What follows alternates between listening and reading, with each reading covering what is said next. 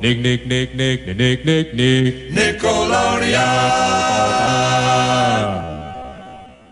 Al escuchar este sonido, automáticamente nos regresamos a ese momento en el que llegábamos del colegio corriendo para ver ese episodio nuevo de esa serie que tanto amábamos de Nickelodeon. Sin saber ni imaginar que realmente, aunque Nickelodeon estaba en su mejor época, los actores detrás de escena estaban pasando unos momentos terribles. Y con esto, hoy contaremos toda la información que se sabe en el documental de Quiet on Set. Bienvenidos a mi canal, mi nombre es Andrea y esto es un nuevo video. Si te gusta el maquillaje, las historias de crímenes reales y otras cositas, por favor no olvides suscribirte para que no te pierdas ningún video. Estarán preguntando, Andrea, ¿por qué maquillaje? No lo sé, tengo mucho tiempo sin hacer maquillaje. Si les gustaría ver más maquillaje en el canal, cuéntenme. Y si no, ayúdenme con un nuevo intro allá abajo, porfa. Empezamos. Para entender en qué se enfoca este documental o en esta historia real, tenemos que empezar con el foco principal del documental y, por supuesto, ¿por qué no?, uno de los nombres más grandes de Nickelodeon, quien es Dan Schneider. Dan Schneider es un productor y escritor estadounidense que se convirtió en una figura muy prominente en Nickelodeon, siendo así que escribió varios de los shows más importantes de Nickelodeon, como era Drake y Josh, iCarly, The Amanda Show. Todas estas series marcaron un hito entre los 90s y los 2000. Lastimosamente, personas como Amanda Bynes, como Janet McCurney, no tienen las mejores palabras para hablar sobre Dan Schneider, y eso es lo que estaremos hablando hoy, o por lo menos en gran parte, porque de eso se enfoca el documental. A diferencia de estas chicas y de otras personas que estaremos hablando en este documental, Dan, o por lo menos su versión de cómo fue trabajar con Nickelodeon por primera vez en Head of the Class en 1966, no tuvo una recibida para nada mala, sino que al contrario, toda la gente, la productora y las personas con las que trabajaban, él decía que eran muy cómodas y buenas. Esto hizo que Dan, a medida que fue creciendo,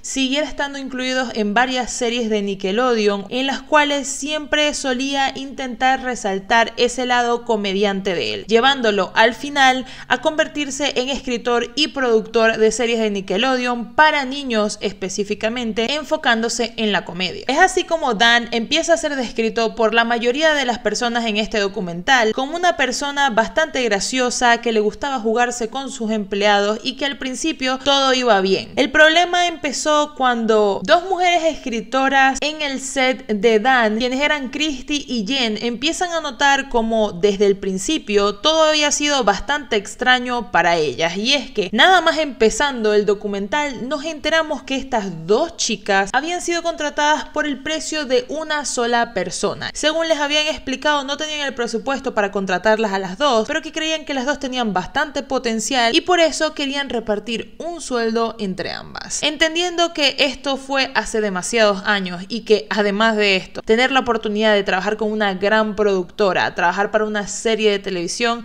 es algo increíble para casi cualquier escritor, ellas no dudaron en aceptar la oferta. Sin embargo, al empezar a trabajar con Dan, surgían ciertos comentarios como: nombren a una sola comediante escritora que sea reconocida, a lo cual todo el mundo en la sala siempre se quedaba callado. Dan, sabiendo que tenía dos mujeres escritoras en todo el set, solía hacer esto para tratarlas de una manera ciertamente despectiva. Además de este comentario que les dije, también habían comentarios como: no hay mujeres que sepan escribir comedia. Sin embargo, estas dos mujeres trabajaban para él en The Amanda Show, y a pesar de esto y los comentarios despectivos que habían, las cosas cada vez se ponían peor, ya que incluso en algún momento les llegó a decir a ellas específicamente que querían que en el show de Amanda hubiera un personaje que la misma Amanda simplemente haciendo de otra persona, al cual llamaron de una manera obscena, ya que su apellido reflejaba ser la parte que se encontraba entre, no quiero ser muy explícita, pero la parte del frente y la parte de atrás del hombre, esa parte de ahí, ese era su apellido. Y aquí es cuando se viene a ver en realidad el juego de poder que tenía Dan, porque en el momento en que los ejecutivos de Nickelodeon llegaron a preguntarle a los escritores si ese apellido significaba específicamente eso, él dijo que no. Y tú podrás decir, quizás no tiene nada que ver. Pues no, él le dijo a los escritores que sí, esto era un juego que él estaba haciendo de palabras que a él le parecía gracioso, pero que no quería que nadie de allí dijera absolutamente nada, y que si le preguntaban, obviamente tenían que negarlo, cosa que todos los escritores allí hicieron. La situación con las mujeres definitivamente no mejoraba, y es que además de que veía por activamente enfrente de todo el mundo en los estudios y se lo mostraba a la gente como si fuera algo gracioso, empezaba a exigir masajes de las mujeres. Nunca fue más allá de pedir específicamente un masaje en el cuello o en los hombros, pero realmente era algo que a las mujeres les incomodaba, pero que no podían decir nada. Incluso en el mismo documental, cuando Jen, una de las chicas escritoras, está hablando, explica que no podías simplemente decir algo que a él no le gustara, porque entonces ibas a ser una de esas chicas. Despectivamente hablando de que obviamente hay mujeres que no se sienten cómodas con ciertos chistes y es más que comprensible cuando directamente te están vulnerando de alguna manera. Entonces ella y su compañera escritora Christie tenían que aguantar muchas burlas, hasta un punto en el que para Christie, incluso al día de hoy, le cuesta hablar una experiencia que pasó. Y sobre esto nos cuenta Jen. Un día estaba en el salón de escritores donde solo habían hombres y solo estaban ellas dos de mujeres. Estaban discutiendo sobre cómo debían escribir una cierta escena, porque creo, si no me equivoco, estaban hablando sobre personajes que estaban en la secundaria, a lo cual Christie empieza a expresar una situación que ella pasó en secundaria para agregarlo como parte de lo que estaban escribiendo, a lo cual Dan la interrumpe y le dice: no, espérate, quiero que te pongas a mitad de la mesa y actúes como si te estuvieran mientras cuentas la historia. A lo cual Christie dice que no, jugando, porque nunca nadie podía decirle de frente a Dan que no quería hacer algo, sino que todo tenía que ser en juego. Dan en ese momento le vuelve a decir que lo haga. Christie, sin poder rechazar una vez más, termina haciéndolo. Y la misma Christie dice que es una de las peores cosas que ha tenido que vivir, que no lo quiere recordar, y sobre todo Jen dice que es lo más degradante que ha visto nunca a una mujer tener que hacer en algún lugar de trabajo. Después de saber toda la situación de Jen y Christie, ellas, al enterarse que habían contratado hombres que ni siquiera tenían experiencia y le estaban pagando sueldo completo, Jen específicamente buscó a las autoridades encargadas de pelear por los trabajadores aquí en Estados Unidos, y al hablar con ellos a ver si lo que ellos estaban haciendo era legal, les dijeron que no, que lo que estaban haciendo no era la manera correcta de hacerlo. Y esa misma noche Jen recibe una llamada de Dan a su casa. Al recibir la llamada, lo primero que hace Dan es preguntarle si está conspirando contra la compañía o contra él. Luego de esto le amenaza diciéndole: porque si es así, me encargaré de que no trabajes nunca más en Nickelodeon. Y luego de esto de Jen negarlo, Dan pasa a decirle que si llega a decir algo sobre él o directamente lo acusa, va a ser algo aún peor, que incluso haría que ella no pudiera trabajar más. No sé ustedes, pero esa amenaza es bastante directa de parte de Dan hacia Jen. Después de esto tú pensarías, seguramente renunciaron, pero no fue así. Christie, tan solo a 4 días antes de terminar las grabaciones oficiales de la primera temporada de The Amanda Show, la llaman al camerino, y en este camerino le comentan que ella ya no va a trabajar más con ellos a 4 días de terminar el show. Y esto lo explica Jen y lo explica un poco Christie, diciendo que simplemente tu vida tenía que pertenecerle a ellos, y por la única razón por la que sacaron a Christie fue porque en su tiempo libre decidió ir a un concierto en la noche, y además de esto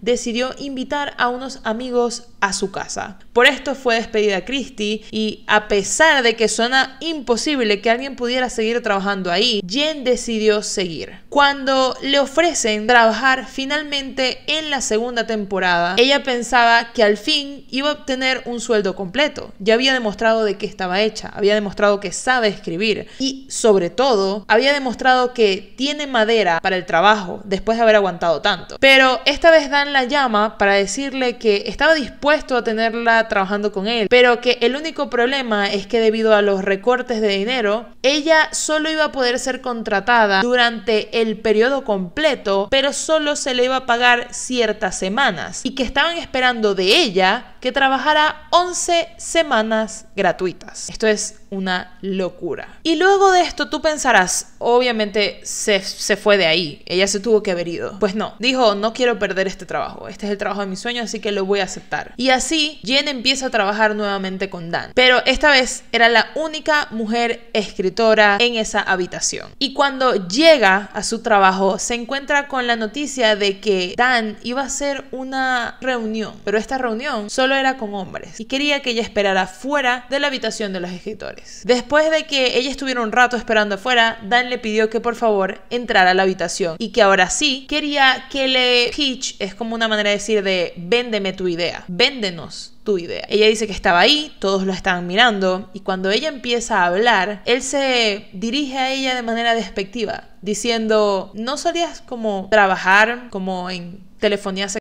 o algo por el estilo? A lo cual ella responde que no. Y él sigue con el tema y haciendo burla de Jen. Jen decide salir de la habitación y luego de salir de ahí y llorar, porque lo dice abiertamente, llega a su casa y pone su renuncia. Ese mismo día llama a un abogado y llama a Christie y le pide que si por favor podría ayudarla escribiendo una carta porque ella formalmente va a denunciar a Nickelodeon por la manera en que las habían estado tratando todo ese tiempo. La manera en la que Dan se defiende esto al día de hoy es diciendo que uno, él no controlaba los salarios y dos, creo que ni directamente se refiere a ellas cuando dice que a lo mejor le debía algunas disculpas a algunas personas en una entrevista que dio recientemente después de haber visto y de que notara que todo el mundo lo odia después de este show. También además vale resaltar que Dan les enviaba mensajes a ellas por mensaje privado, digamos, diciéndole desde su oficina que quería que ella se parara a mitad de la oficina a gritar soy una... Y llegaba un punto donde cuando ellas no respondían o decían que no, él seguía y seguía mensajeando. Realmente este hombre era terrible. El tema de Dan y el maltrato hacia no solo las personas que estaban a su alrededor, adultas, sino que además este maltrato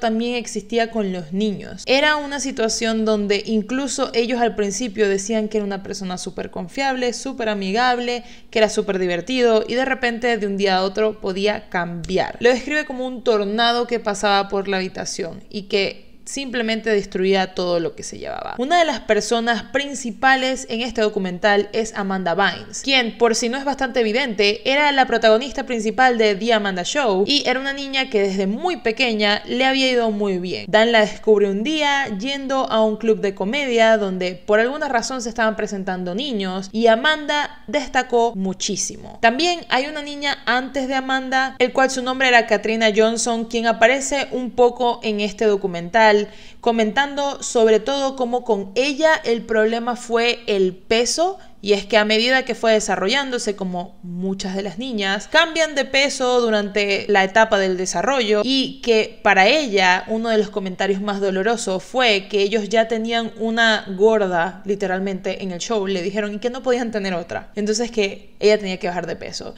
y sus papás le dijeron a Dan que ella ya estaba en clases de baile todos los días, estaba haciendo un montón de ejercicios que ya no podían hacer más nada y que hasta el sol de hoy esa frase a ella todavía la sigue persiguiendo. Por su lado, Katrina estuvo muy feliz en el momento en el que ella ya empezó a tener cuerpo de mujer y ya no la querían tener en Nickelodeon porque entonces al fin pudo hacer una vida normal. Volviendo a Amanda Bynes, era una niña que realmente destacó desde el principio, por lo tanto Dan la agarró y le hizo su propio show. Amanda era una niña súper carismática que la comedia se le daba innata, tenía los tiempos perfectos y esto hizo que ella simplemente destacara ante todos. Además, era la favorita de Dan y por supuesto Dan prácticamente manejaba todo. La situación con Amanda, más que ser el maltrato infantil, era sobre todo que había mucha confianza que mucha gente dice que no veía como mala. Mientras tanto tenemos algunas escenas cuestionables, pero ninguna prueba contra Dan. Esto sale a relucir en el documental y por eso se los traigo aquí. Con ustedes la escena del jacuzzi. Hi, welcome to my jacuzzi.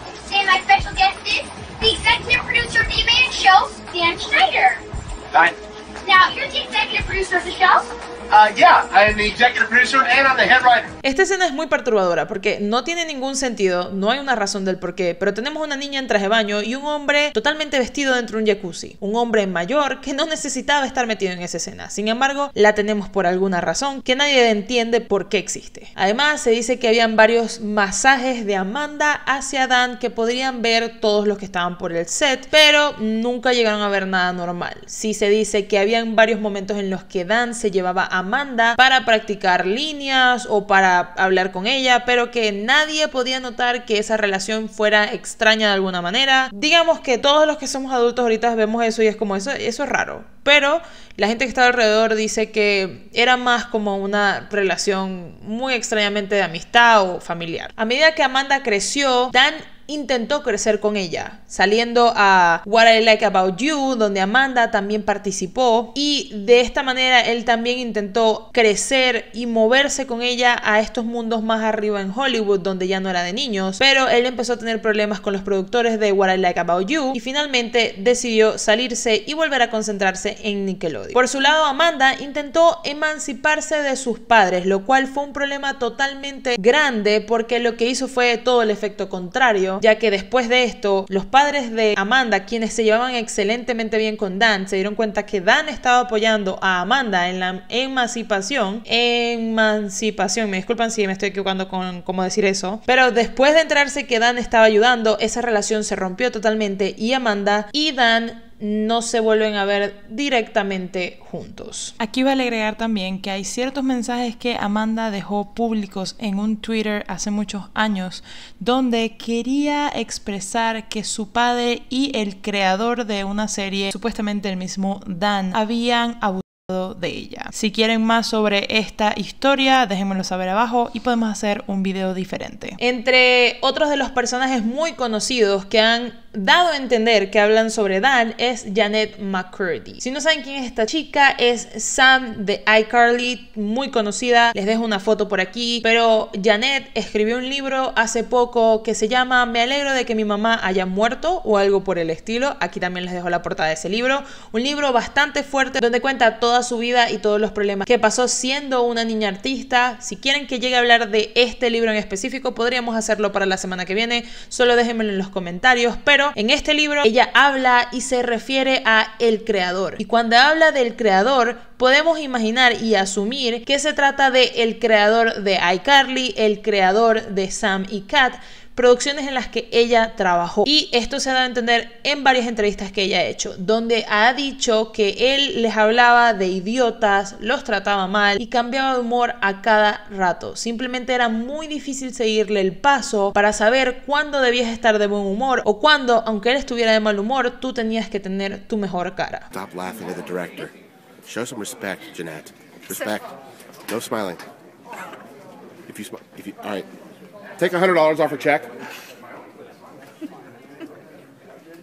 También tenemos en este documental específicamente, se habla un poco del posible racismo que sufría Dan contra las personas que trabajaban en el set. Esto también lo trae a relucir en la entrevista que tuvo Dan, la persona Boogie, si no me acuerdo mal cómo se llamaba, le pregunta sobre esto, por lo cual, por cierto, suena bastante afectado, a diferencia de todo lo demás que hablaron, que no le importó. En el momento en que habla sobre el posible racismo, dice, wow, no puedo creer esto, qué sé yo. Se ve un poco más disgustado que en el resto de la entrevista, donde dejó que Dan dijera lo que quisiera. Aunque las explicaciones ni tuvieran ningún sentido, no hubo ningún tipo de pushback de parte de él. Sin embargo, en este momento sí expresó que fue bastante negativo para él saber eso. Pero hablando de estas acusaciones, son acusaciones que, a pesar de que están digamos, en este documental, porque están intentando resaltar mucho a Dan en el documental, realmente no son afirmaciones severas. No es nada que tú puedas decir realmente esto pasó. No era más un yo sentí que esto estaba pasando. Nunca fue algo de que él me dijo esto. Era más como yo sentí que tenía favoritismo por ciertas personas blancas en vez de mí. Pero quitando ese comentario, no hay ninguna persona que asegure. Y y hay varios actores morenos, negros, afroamericanos, como le quieran llamar. Realmente hablaban de que por ser de piel distinta había una diferencia. Yo realmente, viendo el documental, no lo considero así, y he visto varias personas que opinan lo mismo que yo. Hasta una misma persona morena, negra, dijo eso, dijo, no entiendo por qué lo hicieron tan grande. Creo que el resto de acusaciones se pierde cuando meten este tipo de cosas que no hacen mucho sentido porque no hay veracidad. Hay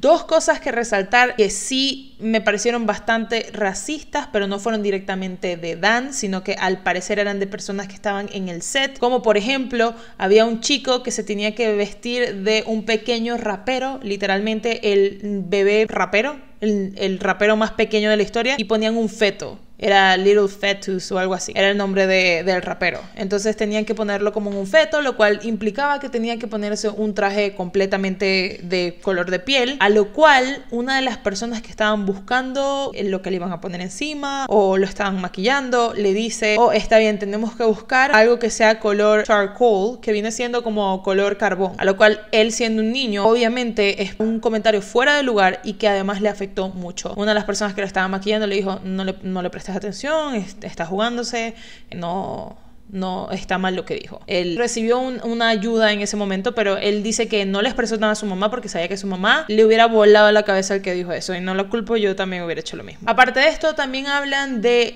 el Fear Factor de niños que intentó hacer Nickelodeon, pero por lo visto nunca salió al aire, o por lo menos yo no lo vi, y según lo que entiendo en el documental, nunca salió al aire, donde habían escenas como niños que tenían escorpiones, niños con larvas encima, y además una escena que uno de ellos describe como muy perturbadora, que es que le ponen mantequilla de maní en todo el cuerpo y traen unos perros a que lo laman, y dice que eso fue horrible, que parece una fantasía de una persona demasiado pervertida, que a quién se le va a ocurrir eso. Y además él expresaba abiertamente en esta parte que él odiaba esto, que no le gustaba, y nadie lo paró. Por último, de Dan, que quiero resaltar en todo este video, es su manera de escribir, su manera de reflejar las bromas graciosas en todas estas cantidades de episodios que vimos de niños. In the back of your throat right here. I'm soaking wet. This out.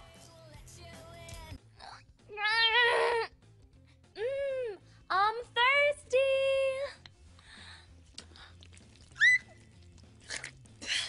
No sé ustedes, pero yo, viendo estas escenas, digo, ¿realmente las vi en algún momento? O sea, ¿me perdí de ese episodio? ¿O lo vi y cuando lo vi era una niña y lo consideré gracioso? Me hago la pregunta. ¿O no entendí la gracia? ¿O directamente uno como niño tendría otro tipo de mente? No lo sé. Pero viéndolo en la actualidad, no puedo entender cómo esta clase de cosas pueden ser consideradas una broma, y mucho menos para niños. El otro salió volando así. Yo solo lo apreté un poquito así.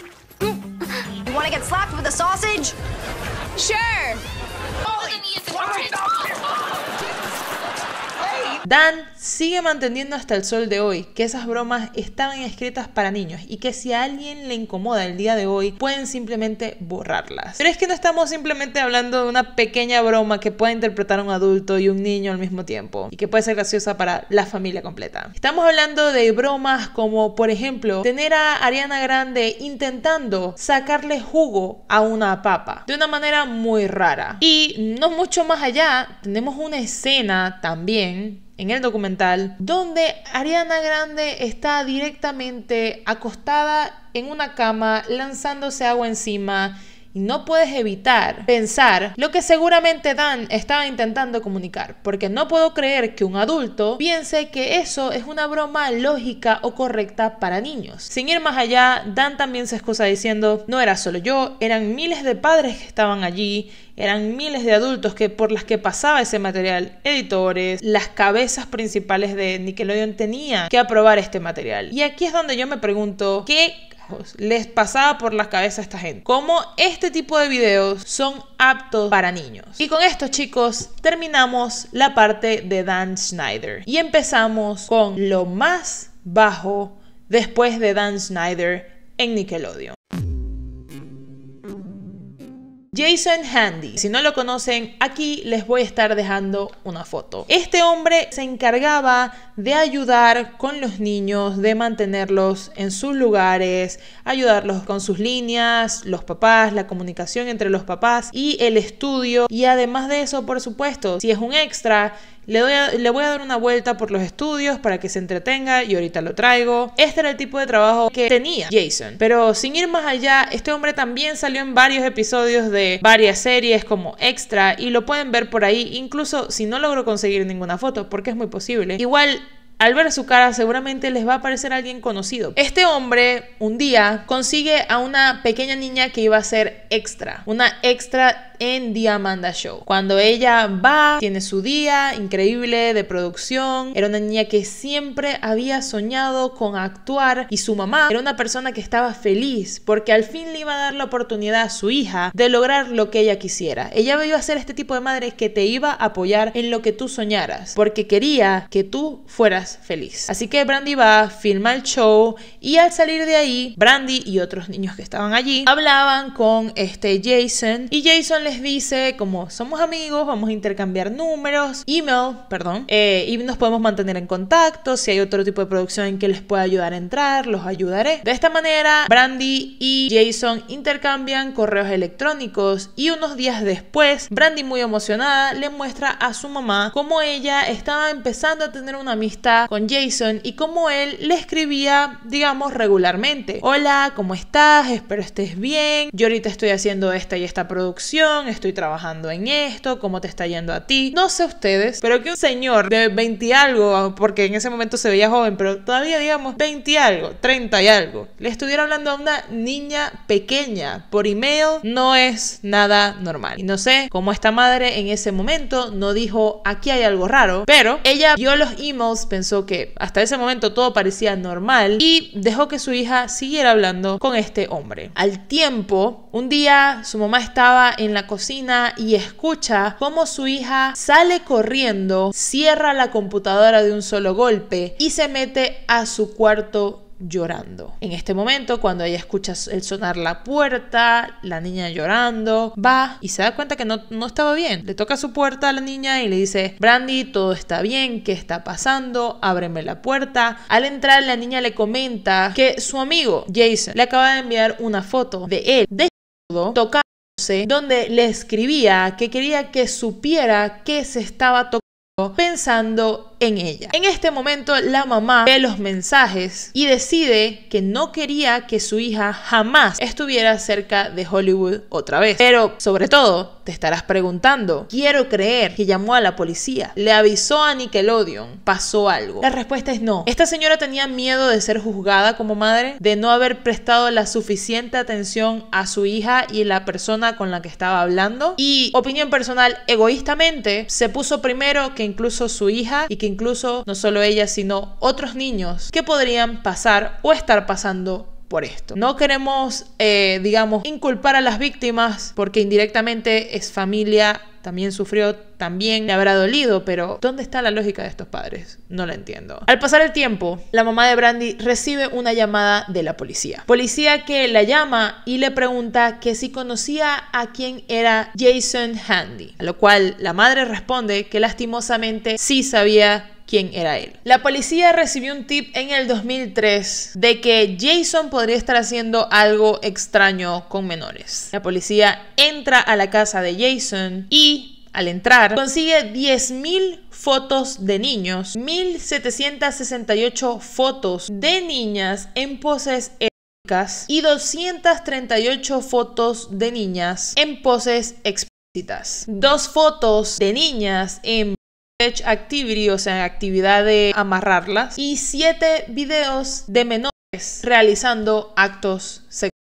Después de conseguir todo esto, la policía obviamente, como debería ser, se lo llevan y ahí empiezan a contactar con la mayoría de las personas a las cuales Jason les guardaba una bolsa de Ziploc con su nombre escrita, y dentro de ellas tenía diferentes cosas. Por esto es que consiguen a Brandy y contactan a su mamá. De esa manera la mamá se entera qué clase de hombre realmente era Jason, si no era suficiente con lo que ya se había enterado por su hija. Pero en este momento pasan a decirle que en la bolsa de su hija solo habían cartas escritas de Brandy hacia Jason o de Jason hacia Brandy en el momento en el que hablaban. Sin embargo, había otra bolsa de una niña de tan solo 7 años, la cual tenía varias prendas de ropa interior de la niña. Además, no dejemos atrás que en la casa de Jason se encontró un diario muy explícito diciendo todo lo que quería hacerle a las niñas y el cómo ya no aguantaba sus deseos y que incluso se estaba planteando simplemente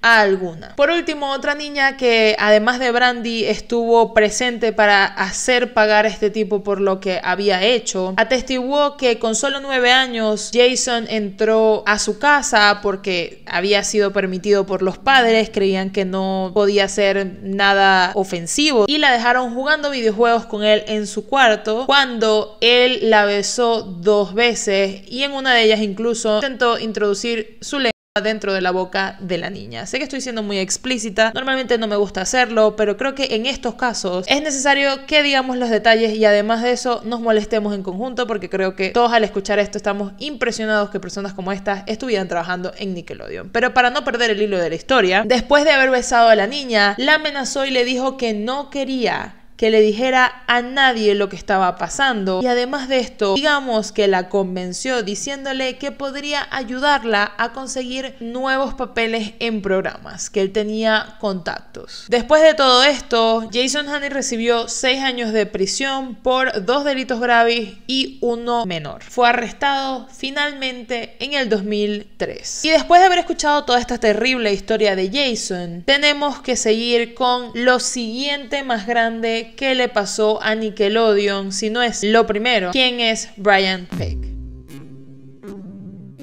Brian Peck era un actor, además era profesor de diálogo, ayudaba a que los niños tuvieran una mejor manera de expresarse o de grabarse sus líneas para interpretar, y además de esto era un narrador y un productor de series para niños. Trabajaba en conjunto a Dan Schneider en muchas de sus series y este hombre, él realmente, no sé si al nivel de Dan, pero casi ahí, tenía muchísimas conexiones. Brian, a diferencia de Jason, no mentía al decir esto. Brian por los niños era considerado una persona muy cool, era muy fácil de llevar, le gustaba pasar el tiempo con los niños, era muy juguetón y sobre todo era muy cool, porque invitaba a los niños a su casa con sus padres, hacía comida, hacía fiestas, siempre con los papás ahí, nunca nada raro, hasta que en una de esas fiestas un chico que participaba en las series de Nickelodeon llamado Kyle Sullivan se da cuenta que Brian tenía transformado su garaje en una especie de decoración del planeta de los simios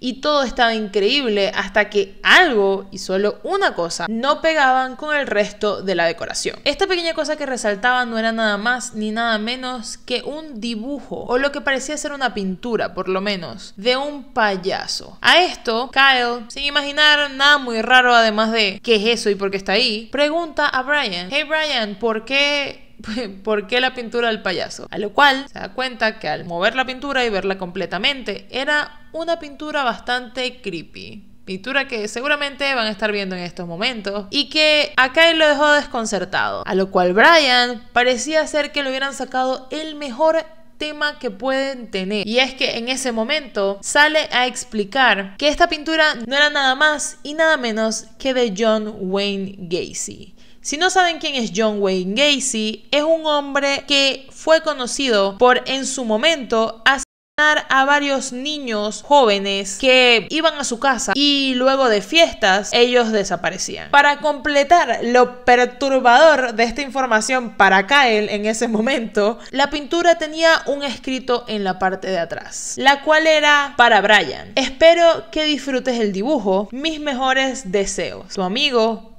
John Wayne Gacy. Y tú en ese momento dirás: Su amigo, sí, eso es lo que yo hubiera pensado, su amigo, no es que se lo compró porque algo le llamó la atención a su amigo. En este momento Kyle, siendo un niño muy inteligente, porque ese niño pensaba mejor que la mayoría de los padres en estos sets y en esta vida de Hollywood, por lo visto. En ese momento, Cell sintió el verdadero terror. En ese momento supo lo que era la supervivencia y dijo: muchachos, amigos de mi alma, vengan acá, miren la pintura. Llamó a los niños y a los papás y les dijo: ¿qué les parece la pintura de John Wayne Gacy? Increíble, ¿verdad?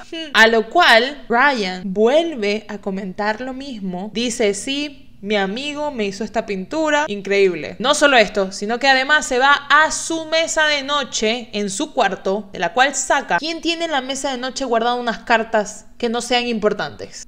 Pregunta, ustedes piénsenlo 2 veces, al lado de su cama, ¿qué tienen ustedes guardado? Precisamente unas cartas de John Wayne Gacy no serían, ¿o sí? Este hombre tenía unas cartas de John Wayne Gacy donde se escribían back and forward, o sea, yo partí, tú para mí, con un asesino serial de niños. Pero una persona que trabajaba en Nickelodeon, este niño lo vio desde el principio. Kyle dijo: como que no vuelvo a venir para acá. A diferencia del resto de los padres que, por alguna extraña razón, nadie dijo nada. Les pareció completamente normal. Los padres en general de los que escuchamos estos casos no tienen sentido de nada. No tienen. Después de haber pasado este momento, los niños de Nickelodeon en ese momento explican que fueron llamados por Dan a la oficina. Muchachos, vengan a la oficina. Habían unas personas que no conocían. Empezaron a leer alguno que otro documento sobre lo que iban a decir en las siguientes escenas. Y al pasar el rato, Dan les dice a la familia que si por favor se podían retirar. Digamos, a los representantes que estaban con los niños, si se podían ir de la habitación. Tú te estarás preguntando. A lo mejor pensaron que era algún tipo de firma o que les iban a proponer algo, que igual debería estar el padre ahí, pero ok. Los padres se salieron sin preguntar nada y al cerrar la puerta, Dan procede a explicarles conjunto a los señores que estaban ahí, que nadie dicen que son, pero podemos asumir que seguramente son abogados, de que Brian Peck había sido arrestado. No solo que había sido arrestado, sino que había sido arrestado por haber a algún menor en el set. Dan se queda callado, todos hacen un silencio sepulcral, a lo cual Dan procede a preguntar: ¿tienen alguna otra pregunta? ¿Quieren saber algo más? No, perfecto, vamos. El día continuó como si nada, pero en la mente de todos estos niños la pregunta era: ¿quién? Esto suena imposible. Brian hizo eso. ¿Y a quién se lo hizo? Nadie pensaba que Brian podía ser capaz de algo así. Y en el momento en el que llevaron a Brian a corte, siempre se especificó a esta persona o nombre como John Doe. Y hasta este momento en la serie nos enteramos que la persona que sufrió estos abusos fue Drake Bell. Si te está gustando el video, por favor no olvides apoyarlo con un like y así tendrán próximamente la segunda parte de esta historia. Muchas gracias por apoyar el canal y nos vemos pronto.